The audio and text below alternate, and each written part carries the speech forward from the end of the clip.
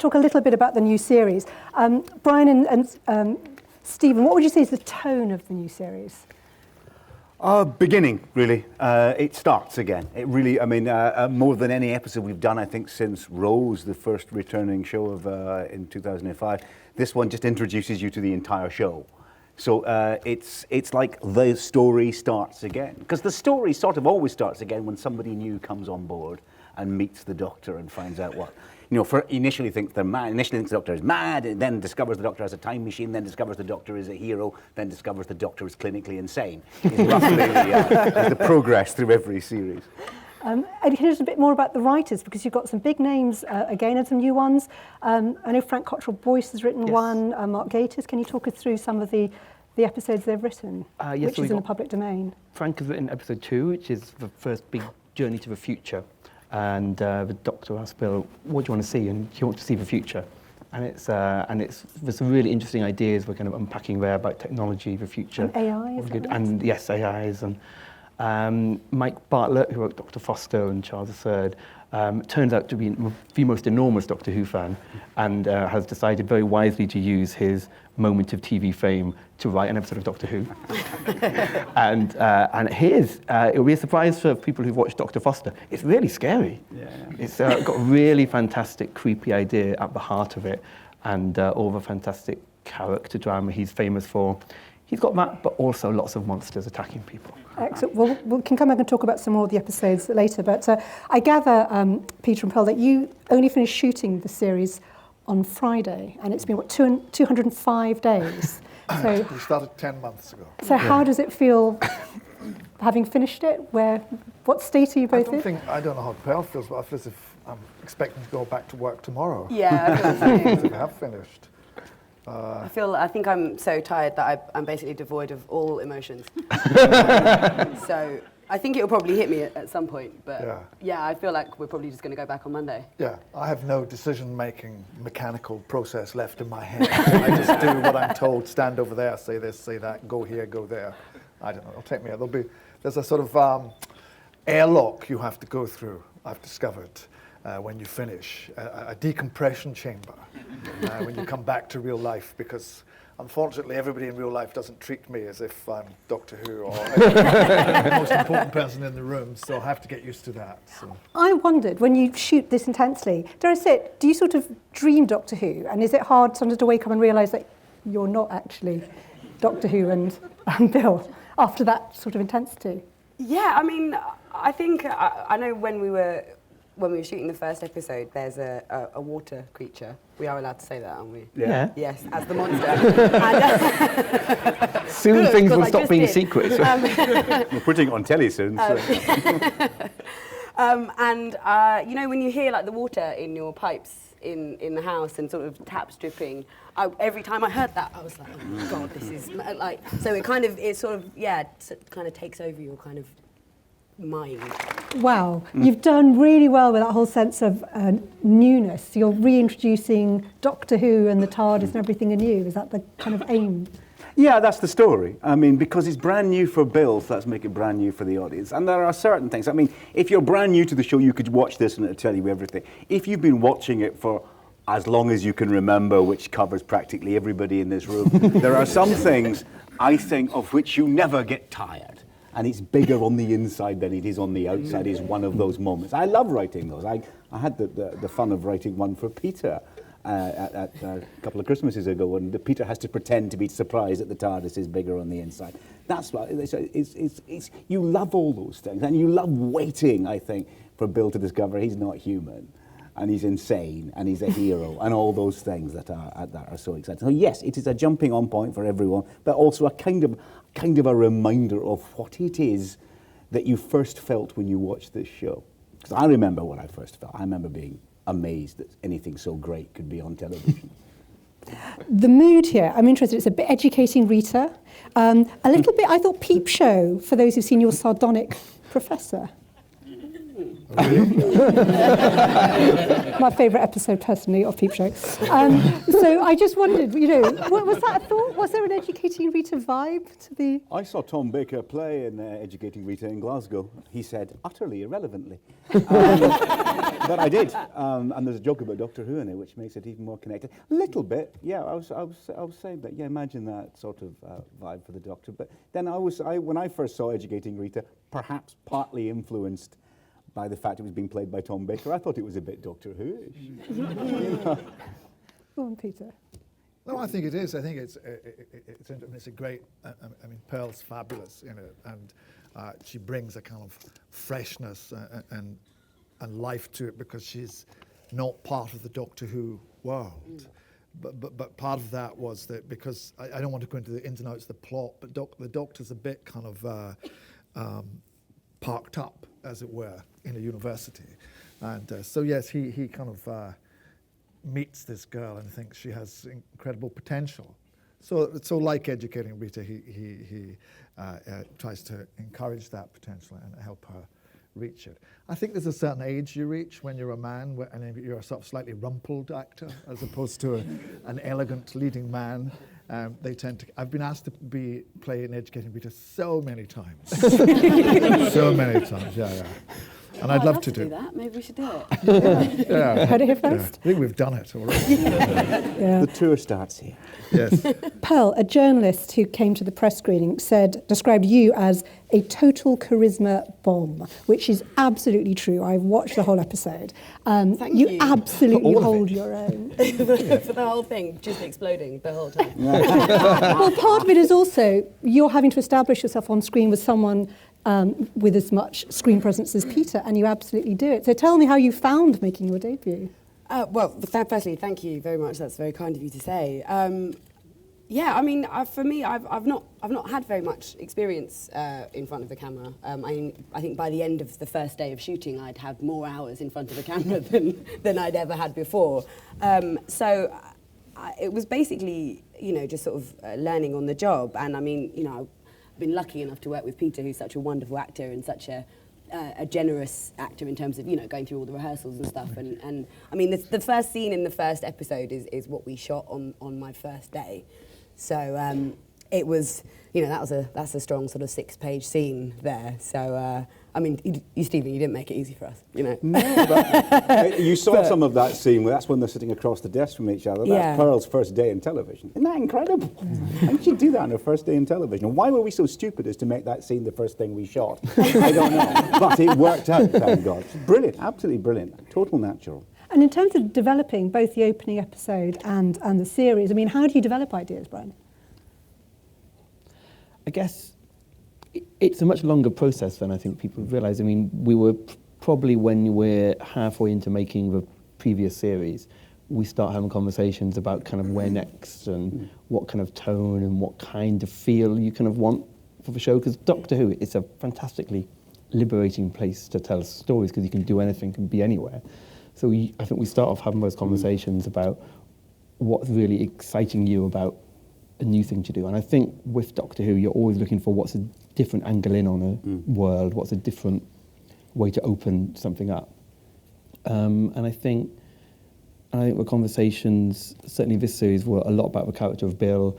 We cast Pearl before we'd actually developed and written most of the script. So I think what we filmed with you started to feed into all that. So it became it's a lot more organic than people think. We don't have huge whiteboards filled with ideas. We have kind of instincts and it's not like a soap hunches. opera where stuff is plotted out to their emotional arcs. It's more fluid than that. Well, it's not a continuing story in that sense, so it's different. Yeah. I wondered for you, Peter, how has your Doctor changed over the course of filming this series as your relationship has developed with Bill? I don't know. I just sort of turn up and try to get through the day. So I'm not really aware of any. I'm sure if I looked at the whole series, I would see, different ways of playing. But you just sort of get on with trying to play that scene and trying to do that scene properly, as opposed to thinking of it in a bigger kind of way. I think because Bill's much more. Bill, this is the wrong. I was going to say she answers back. I don't mean it in that kind of sort of a teachery kind of way.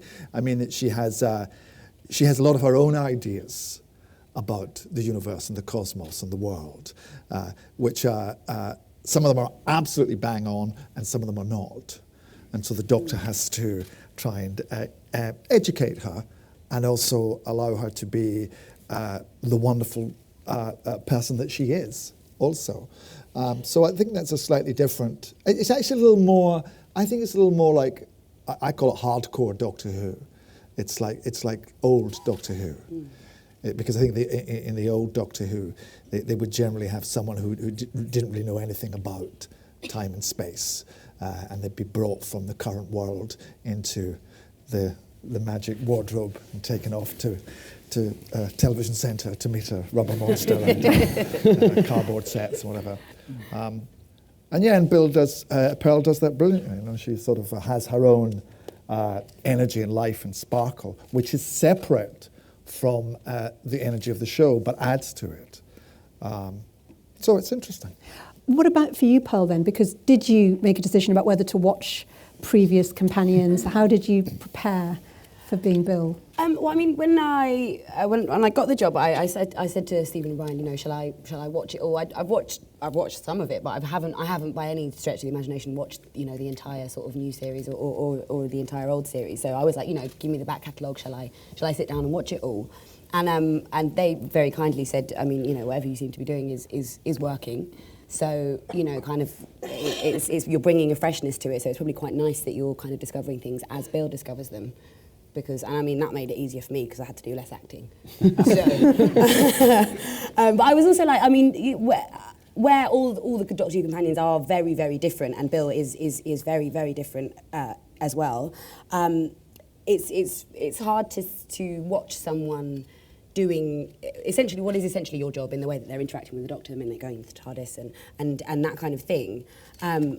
So well, because I mean, all the previous Doctor Who companions are fantastic actresses, and it's hard to watch that as an actor and not even subconsciously take bits from it, because when you're watching someone do something good, you're like, oh, that's cool, I'll keep that. So I thought that was probably quite a wise idea as well, because, you know, I wouldn't be able to sort of stop myself from taking some good bits from other people.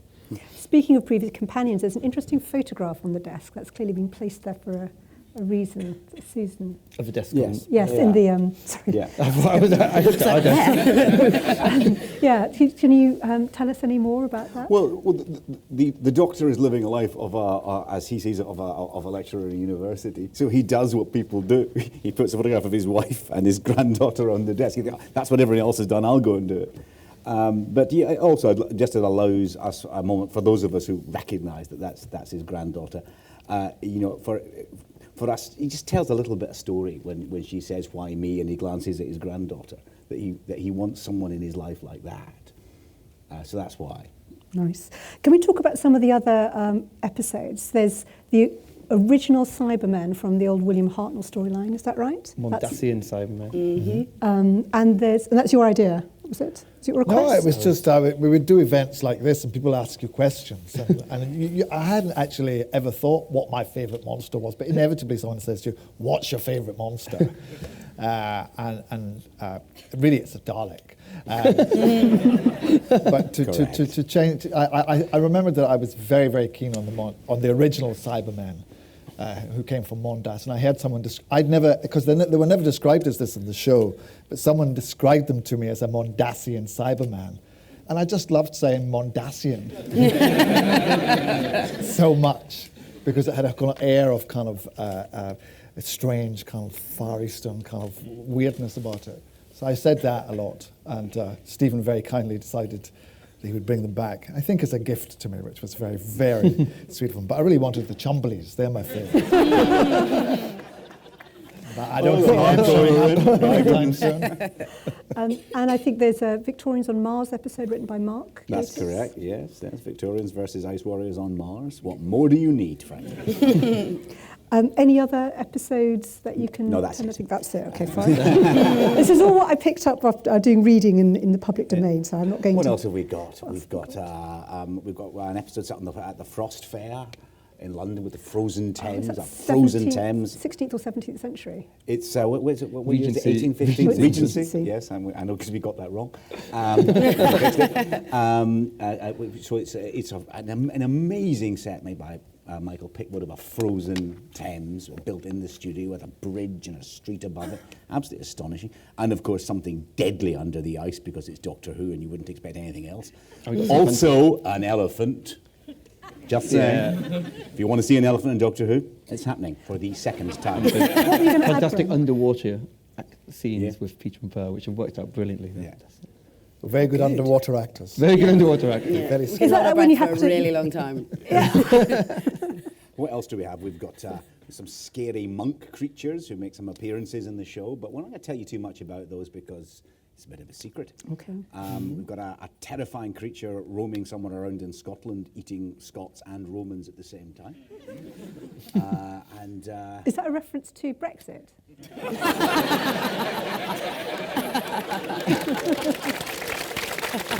I don't know. People are always wondering. I don't get it. Or is it Italians, Creature. Scots? All right, I don't know. okay, all right. Being too literal. But people always wonder, I'm quite and I imaginative, know you've talked about it in the past, Peter, that people remember some of those old episodes which seemed to be overtly political, the one that was supposedly about tax in the 1970s. Is there any sense of referencing things, even playfully? We do a bit, but I mean, if you've seen The Sunmakers referencing tax, you'd hardly call it. No, I know. Satire. You can do better. No, I wouldn't. No, I don't think. I think we do the same thing. We are playful with it. I mean, we did a bit with the Zygon episode, I guess, but mainly Doctor Who is a mad, fantastical, scary, funny, exciting reflection of the real world. It is not the ideal vehicle for commenting on reality, but sometimes that can work. I think it can do. We do a bit of that. Well, a bit of it, but I always worry about that appearing on the poster. Doctor Who, we're going to satirise the real world. Oh. Do you have favourite episodes or scenes that you've shot in this series that you can talk about? Or experiences? Yes to the first part of the question and no to the second part of the question. I don't think we're allowed to talk about them. I definitely, I don't know, but then I say that, and then I'm like, oh yeah, but then there's that one as well, and then, oh yeah, I really liked episode 9, and I liked 10, and actually I really liked all of them. Mm-hmm. I don't think there are any duds. I haven't seen them all though, so maybe there are, I don't know. Also another quote from the poster. Probably not any duds this year. Peter, you've said the Doctor has to be a clown and a hero and a fool, and I gather you have interesting theories about the Doctor. Yeah. Would you care to... This is Brian's idea of a question, by the way, so I'm expecting an answer. I have theories about him. Yes. Well, because you grew up as a fan, you really have loved the Doctor all your life, and you've been playing him now so successfully for these 3 years. I wonder if you've thought a bit more about who he is and brought that to your interpretation and could share it with the audience. Not really, no. You can't. The thing about Doctor Who, I think, as everyone will probably attest, is, if you're a fan of it, if you like it, you actually have a personal relationship with it. Sounds very, very naff and worrying from a 58-year-old man. But you have I have thoughts about the Doctor and Doctor Who and who he is and how he is and what he is. But that's why it's called Doctor Who. If I told you all those things, then you would know who he was. No, that's absolutely fair. And who he is who he is to me, which is different from what he might be to Steven. So he is Dr. Mysterio, then? He has to be a mystery. I think one of the hardest things to do with a show that's 50 years old, is to generate any mystery about this character. And every time we have a scene in which a piece of his past is revealed, another little piece of mystery drops off.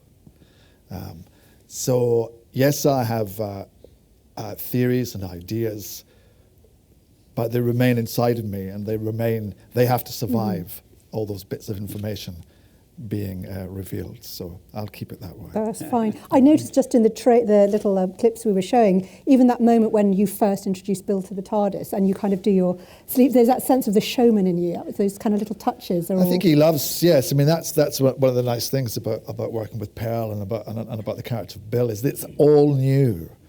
so he can show off again, and he knows this is a fantastic moment when someone walks into the TARDIS, and even he knows it's going to be great when she sees a Dalek, and he knows that there are fabulous adventures and things to be enjoyed. So I think he's getting a sort of kick out of showing her his life because it's new to her. And she's, by the end of the series, she's quite far more cynical and experienced and been knocked about a bit. But yeah, I think he loves being Doctor Who. Can I ask, Pearl, a bit about the way that you play Bill? Because you have spoken publicly about the fact that it matters that it's you playing a role like this. She also happens to be gay. Matters a lot to me. Yeah. And it matters a lot, I think, to viewers too. But some people, they don't choose to talk about it at all. I'm fascinated by how much of you is really consciously embracing what this role means in television. Well, I think as an actor, if you think too much about what the sort of external implications of what you're playing, and you try to play something that represents a whole race or a whole sexuality, then you would inherently be doing it wrong. You have to. For me, what I've been trying to do with Bill is to just play it as truthfully as I can, as honestly as it's written. And it's for me.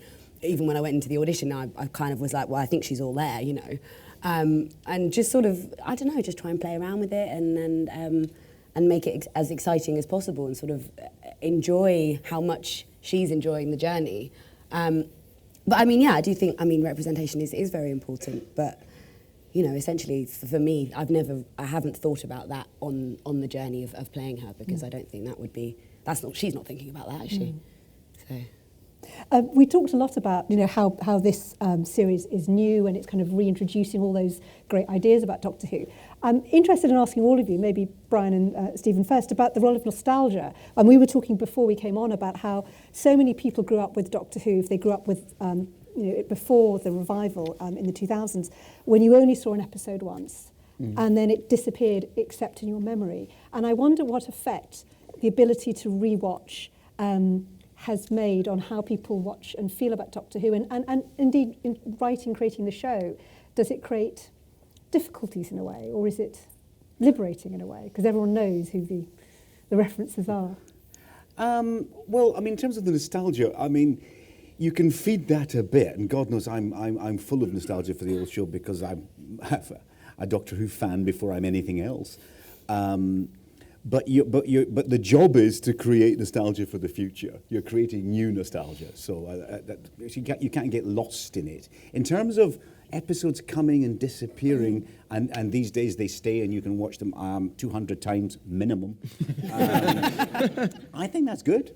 I hated the fact. I'm not nostalgic for the time that I only got to see Doctor Who once. I used to record it. I make audio recordings of it so I could experience it again, and I'd buy all the books. We were, as Doctor Who fans in that era, we were desperate to be able to see it again. So this has answered a need, and I'm fine with that. Yes, I suppose you don't have the half-remembered, glorious, romanticised mystery of what it used to be like, but the huge, ravenous, completist monster in your mind will be more satisfied being able to have copies of it. There are, if you want the romance and mystery of Doctor Who, given that so many episodes are missing, very soon, if not already, it will be impossible for any single living human being to have seen every episode. Because, people are going to die, unfortunately, and some of those episodes will never get recovered, unfortunately, and no single human being will have seen all of it, or could see all of it. That, I suppose, is romantic, but frankly, if they discovered them all in a skip somewhere, I'd be much happier. So would all that. Brian, did you want to say anything? I think just in that role of nostalgia. One thing you realise in Doctor Who is I think it's rather than nostalgia. I think it goes a bit beyond that. Everyone feels this sense of ownership towards Doctor Who, whether they're in their 70s or they're 8 or 9, and I think that's a great privilege for us to work on a show where everyone kind of has an opinion and cares about it. And I think it is something we treat really carefully, because every series we want to make. We know so many people care about the show, of all ages. We want everyone to get something out of it and everyone to enjoy it. And it's a great privilege to be involved in a show where people love the Doctor and they love the companion and they love the TARDIS, and people are genuinely happy when we hear the sound of a Dalek, which is great. Yeah. What about for you? I mean, you of course did grow up watching it in the days before one could buy it on video or DVD. Well, I think I have a slightly different take on it. It's not just on that, it's just on it's some kind of sense of creativity. Kind of slightly, I find it uncomfortable, the quantifying and filing of the past into very specific moments. It's like if you have a memory of, I found a pile of old photographs from my teenage years, and my concept of myself in my teenage years was far cooler than these photographs revealed. And I was both, I felt mature in accepting that, but also slightly saddened that the thing that had been in my head was erased by this. So I don't. I like the idea that the show gets lost, and I like the idea that creativity is fed by dim memories or abstractions or passions. Or I don't like everything, written down and filed, and so that's why I don't. Someone, rather primly said once that I was a fan of the show, but not a student. Not a Which is student. probably We true. were fighting. So I think that's my take on it. Is I like it all being absorbed into a big muddle, a big cauldron of memory and artfulness. And Pearl, I guess you don't have that burden of having watched everything. You come I to don't it think you afresh. can call it a in way. burden, really. It sounds pretty good. I can't wait to watch it all. Which brings me on to a question about other influences. Russell T Davies wrote a piece recently for SFX magazine about the influence of Buffy on him, and the whole way it had series arcs as well as individual episodes. And I wondered if there were shows that over the last 10 or 12 years have influenced you in how you approach Doctor Who at all, or have just in your life have influenced? I think Doctor Who is a huge influence on itself, and I've spoken to Russell about that. He's always quoted Buffy, and Buffy's a tremendous precedent, but the truth is Doctor Who resembles nothing more than it resembles itself. It's such a thing out on its own.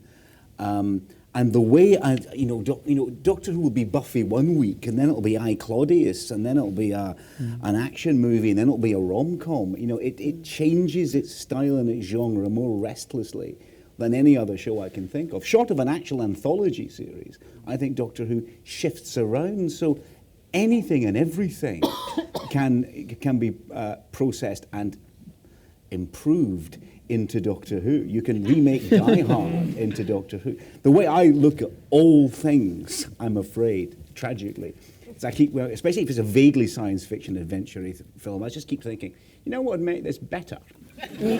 Doctor Who turned up. Really great. And I think he's missing from some things. I think he's missing from most things. If I watch Holby, I'll think, Doctor Who could sort this out. So I think mainly Doctor Who influences Doctor Who. It is such a bold thing, I think. I mean, obviously, it rips off everything else. It rips off absolutely everything. Hammer horror movies, comedies, Star Trek, Star Wars. It will do anything. It will ransack the rest of literature and improve it by having the TARDIS in it. Because it does it on its own terms. Because there's been talk about whether there'll be a Star Trek, Star Wars interface, hasn't there? I mean, that's something that... Has it? What, crossover between Star Trek and Star Wars? I mean, it may never happen, but I read about it somewhere on the Awesome. internet. I'm there. No, it's somewhere. I mean, I But think the Doctor way Who we wouldn't do make the that. show has evolved, because over the last 10 years, the production values of TV have gone hugely.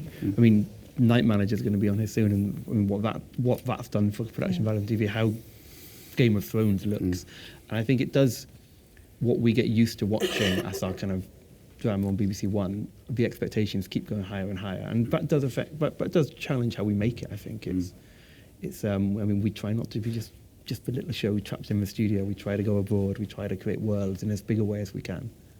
I'm going to open to questions in a moment, but I just wanted to ask you if there was something you wanted to tell the audience to watch out for that you can, whether it's a mood or a tone or a particular episode that's a favourite. I would say watch out when you stand on a floorboard and it creaks. Oh, good one. Watch out. Have you got one, Pearl? What, all of it. That's a really good answer, actually. Right. I'd say watch out for the best interrupted date ever. That's good. That's a good one. That is good. The worst possible thing to happen on a date, I think. That's very good. I would say to watch out for the monks, who are, I think, our most enigmatic and powerful monsters. We'll take the second question. So if you could ask yours, then we'll take the next one, and we'll answer them together. Go for it. This is a question for the Doctor. A few weeks ago, I was on set with you in the TARDIS. Since then, I have been the victim of cyberbullying from within the Doctor Who fandom. How does the Doctor feel about bullying, and how would he fight it? Oh, thank you. First, that sounds awful. Yeah. So what do you mean, cyberbullying? Within Doctor Who forums online? Yes, online bullying. Well, that's horrific. And That's I'm really, awful, really yeah. sorry to hear that. But if there are people in this world so wretched they can only feel good about themselves by making somebody else feel less good, that you could pity them. You have to suffer their attention. But think of this, you don't have to be them. Imagine how wretched that is. I'll hand you over to the Doctor.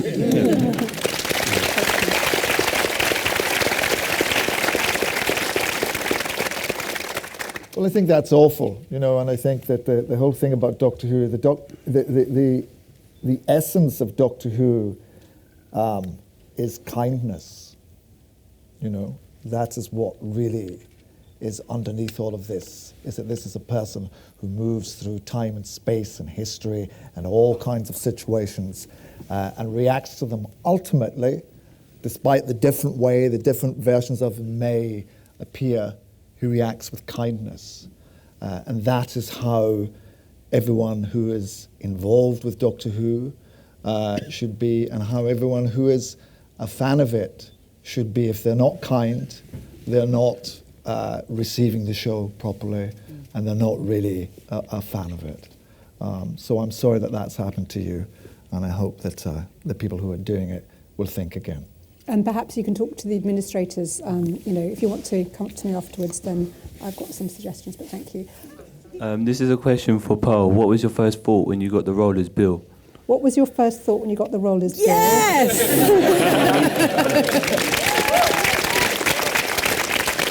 I think that pretty much sums it up. There was weeping and much incomprehensible speech, and then I called my mum, and there was more of the same. And I think, that's sort of been characteristic of me throughout the whole series, in private. Yeah. Thank you. Right.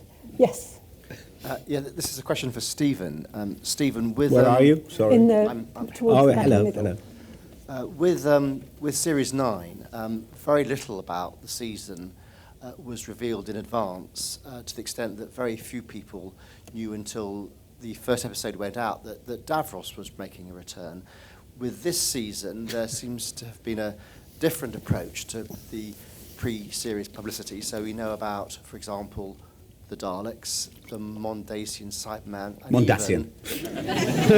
You heard him, he's Doctor Who. And even the return of an earlier incarnation of the Master. I just wondered whether that was a deliberate approach on the production team's part, or was that purely accidental? Or accidental. Well, it's quite a lot of it's accidental. I'm sorry to tell you that. I think, in fairness, I do think we were a bit too retentive last year. I think we probably frustrated the press a bit with the fact that we didn't allow them to talk about anything. We just sort of invited them along and said, you can't say anything. And they said, well, so this year maybe they lost patience with us a bit and talked about John Sims' return. I think it's I think it's a different approach. We never know what secrets are going to stay. You're not that much in control. I mean, you make these shows virtually in public, and you distribute documents that tell everybody everything about them, and I leave them behind on trains. I don't know how you don't know the whole thing. We're still rubbish at it. Once we managed to leak the first 4 or 5 episodes online, right? So our record is only excelled by the British security services, I would suggest. We do what we can, and I never quite know what to do about you lot, because you want to be surprised and excited by things that happen on screen. At the same time, you want to have information. And I don't know what the best thing is. I can tell you this. Do you remember The Five Doctors, which is a wonderful 20th anniversary episode? They accidentally released the book early.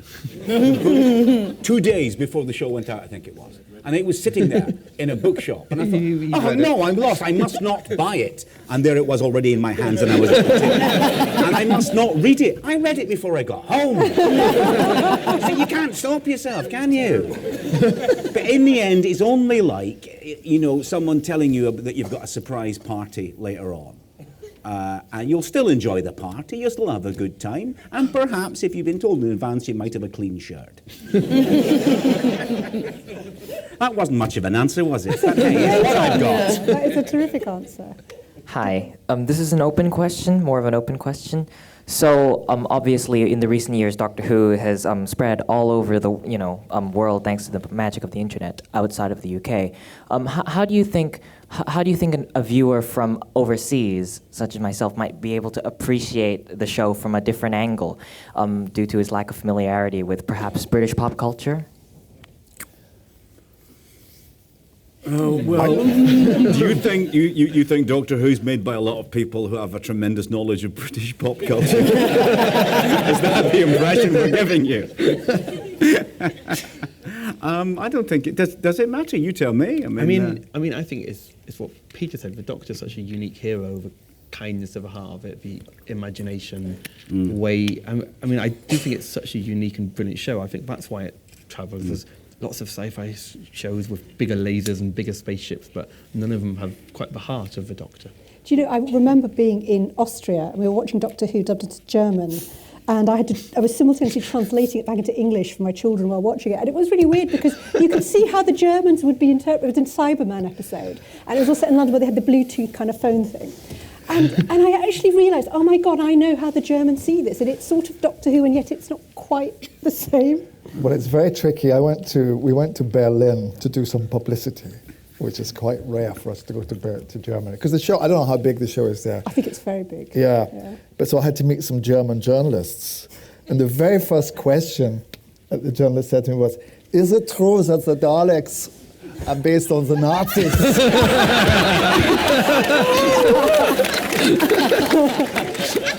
And I thought, who do I offend? What did you say? Yes. I had to say yes, I think that they were, and hope that it didn't offend either them or the Daleks. The fact that they even had to ask. No, the Germans would have loved that. But it's like, don't mention the war. Wham!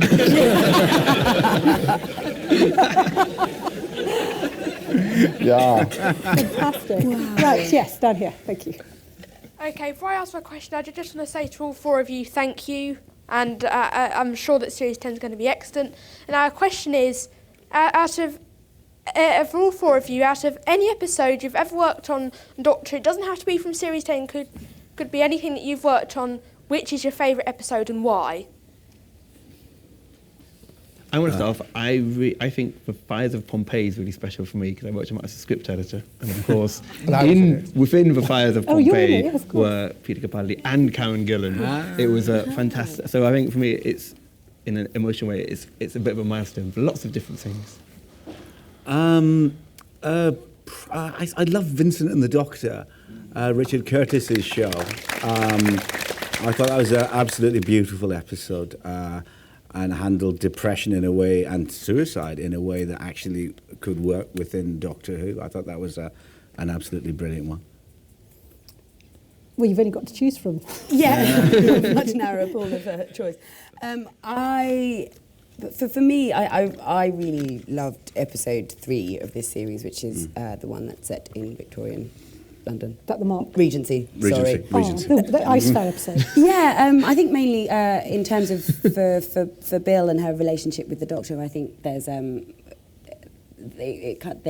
sort of some quite important conversations that are had in that episode, and I think it's sort of a bit of a turning point in their relationship where I think they find out some more about each other and in a way find out a bit more about themselves within those discoveries. So, and I really enjoyed filming that. So, yeah, that one. What about for you, Peter? Well, I don't like to pick any episode and say, that's because they've had such a wonderful time doing them all. There are some days filming that are more extraordinary than others, and I'm reminded of this beautiful sunshine today that we did at the end of my first season. We shot at St. Paul's Cathedral, with Cybermen on a Saturday, in weather like this, with hundreds of tourists, and it was just utterly magical. It was a wonderful, wonderful day, and I thought I'll never ever forget that experience. It was a strange, and I ran into because there's a bit when the Cybermen come out of St. Paul's Cathedral, and they largely didn't let the crew inside, but I ran in, and to see 8 Cybermen standing inside St. Paul's Cathedral, waiting for their cue was great. Excellent, thank you. Excellent question. Right, where's the thing that says you're ready? Who's got? Yeah, up there. And there's lots of questions in the middle. I don't know if we can get a microphone to them. Yes, go ahead. Hi, my question's for Peter. If you could choose, who would you choose for the next incarnation as a Doctor? I mean, I couldn't help it. What job do you do and who do you want to replace you? I'm available when you need me. I'm glad that I don't have to choose. I think that person is the luckiest.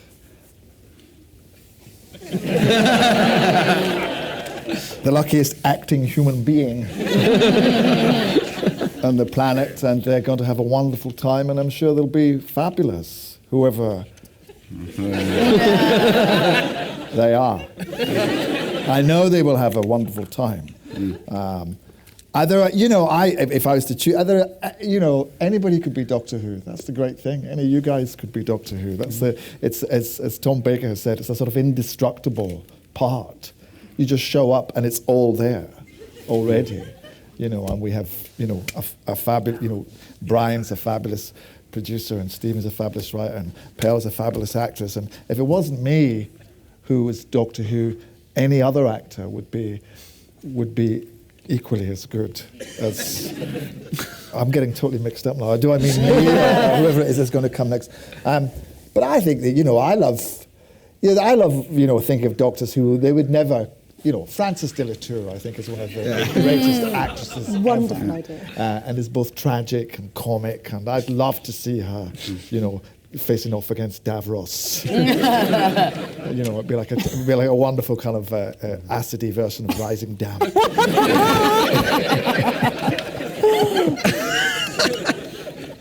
Should move. I'm writing that down. Write it down. Right, next question. Yes, thank you. How long will Doctor Who be, how long will it go on for? Forever. I hope it'll go on forever. Always. Actually, quite seriously, I think it's gone past the point where any decision by an individual will stop it. It's like King Arthur or Robin Hood or, dare I say, Sherlock Holmes. Some things just go on. I don't know. It may skip some years in its television life in the far, far future, not yet. But I think Doctor Who is television's first and most successful myth. It's its own... The Doctor is a mythological character created by television. So it's amazing. Amazing thing. And I think will be part of our lives forever. I'll predict this horribly. It will outlive all of you. Get your head around that. Excellent. Not me.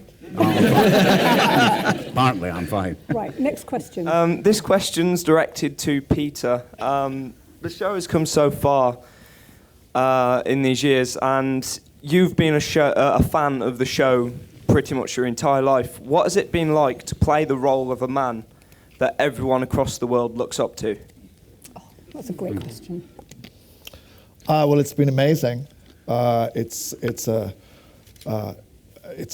privilege, and it's an extraordinary sort of.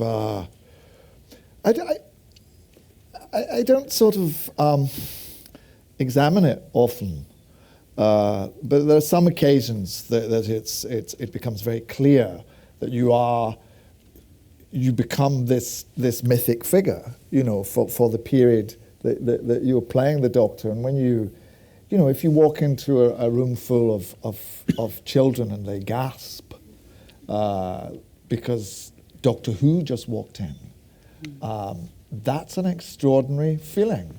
I mean, it's very difficult to describe. It's like you're you're suddenly yourself transported into this position of being the Wizard of Oz or a magical kind of character. It's great.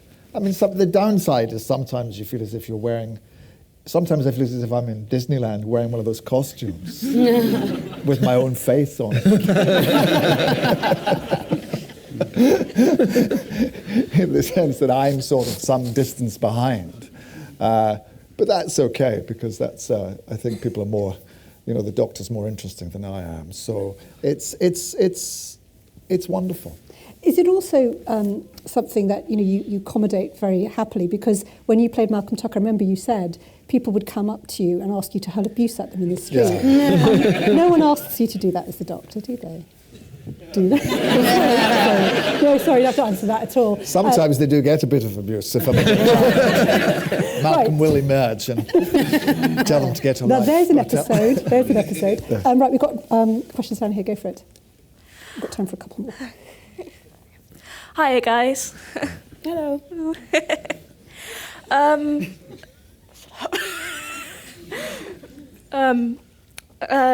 First of all, I'd like to say, thank you for being here. You, especially you, Peter, you influenced me in many ways. So, thank you. Now for my question. With obviously Doctor Who having been around for nearly 54 years now, apart from obviously being in Doctor Who, and obviously in your case, Peter, being the Doctor, is there any other way that Doctor Who has influenced your life? Me personally, I think it probably, even if I never played Doctor Who, I'd probably be one of those actors that people said, oh, he might be fun playing Doctor Who. Because the Doctor Who probably made me the sort of actor that I am. Because those were the actors who unfortunately, I didn't live in a family who said, oh, there's a new production of The Cherry Orchard. See, that didn't go on in our family. So we'd be parked in front of the telly. And so my experience of acting really came from watching TV and watching, actors like William Hartnell and John Pertwee and Tom Baker and Patrick Troughton and Peter Cushing. I loved Peter Cushing. I loved Christopher Lee. I loved all those sort of horror kind of movie actors. So I guess Doctor Who kind of made me the sort of actor I am, for better or for worse. Fantastic. But there it is. Thank you. And we have another question. That's right. Yep. Can I stand up? Hello, I'm Lucy. Hi, how you doing? First of all, I want to say thank you for these 4 magical years of Doctor Who, this particular Doctor Who, and for being part of my creative journey, and for all your hard work. I would really love to give you all a hug. And you've also given me confidence to make a short film to tie in with Christmas. So I'll start on that shortly. And my question is, what movies does this series pay homage to or reference? That's quite a good question. So we talked about things like educating Rita, which is an element of. Are there any filmic references? I always think with the Mars episode, there's something about those old First Men on the Moon, with Lionel Jeffries. Isn't that a vibe in the back? It's a little bit First Men on the Moon meets Zulu. A combo I think we've all been waiting for. But of course, Doctor Who doesn't pay homage to movies; it improves them. Get your terminology right. What else have we got? There's don't know if we've done that much this year in that way. I mean, the episode 5 didn't.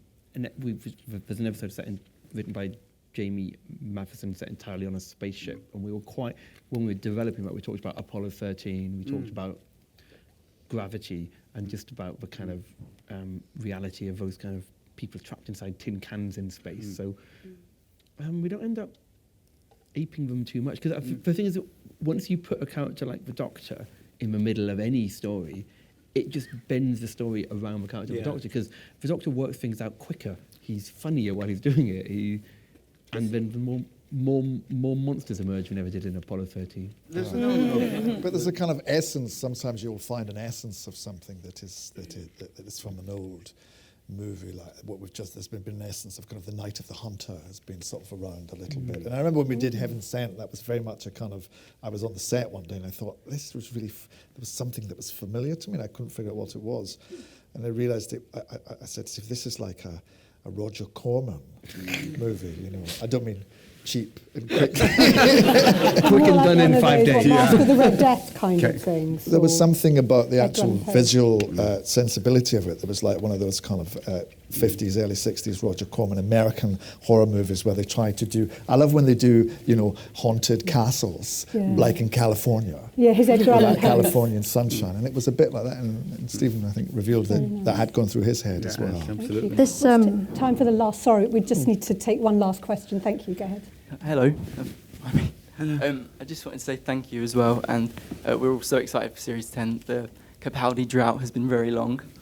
Drought, did you say? Capaldi drought. Okay. Just wondering if you could maybe talk about Peter and Pearl, some of the costumes you've got coming up in Series 10. Look amazing. That's a good question, because I noticed your outfits in the opening episode. They're really quirky. Yeah. There's a few outfits in the opening episode. Yeah. There's so many. I mean, it's one of the best things, one of the most exciting things about Doctor Who and about the filming of it is that, you know, every couple of weeks you are on a different planet or in a different part of the world, in a different time zone, in a different costume. So you kind of, you know, you get to sort of do a period drama for a couple of weeks and then, you know, be in space. And I mean, there's so many costumes coming up that it would be hard to list them all, and we do want to keep some element of surprise. Are there references that you work in sometimes? And I probably overthinking this, but you know that the sort of the knitted tops that you're wearing in the first episode, I thought, you know, just even subliminally the little scarf kind of imagery in there. That would have been clever. I'm sure it's a coincidence. That's the kind of thing we like to do. I mean, we have a fantastic designer, Hayley Navarro, who's steeped in all of Doctor history. So I don't know, she probably, if you asked her, has lots of little links in. But I mean, really, it's kind of it's between Hayley and Pearl, really. You go out and you kind of design the look. And I mean, a really important part of being a Bill is she doesn't know she's in Doctor Who. So she's not dressing to be a hero, she's not dressing to go to space, but it's just she happens to meet this amazing lecturer. She thinks she's in Hollyoaks.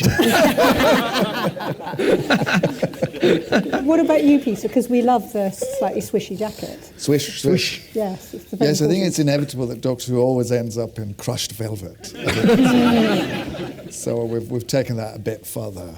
And I've ended up with lots of different outfits, which is nice. I think it's, you know, people always think of, you know, they have a favourite Doctor and they have a particular look and they think that Doctor wore that all the way through. But if you actually go back and look at the episodes, you'll see, I mean, for instance, Tom Baker was in purple velvet for quite a while. And obviously John Pertwee wore a lot of velvet. So I'm glad that we've got some velvet flying around. I think that's appropriate and right. It is. I think it's a good And it looks very good on you. Oh, thank you. Can I just thank everyone, Brian Minchin, Steven Moffat, Pearl Mackie and Peter Capaldi, and all of you for your fantastic questions. I think we're all going to enjoy the new series. Thank you again.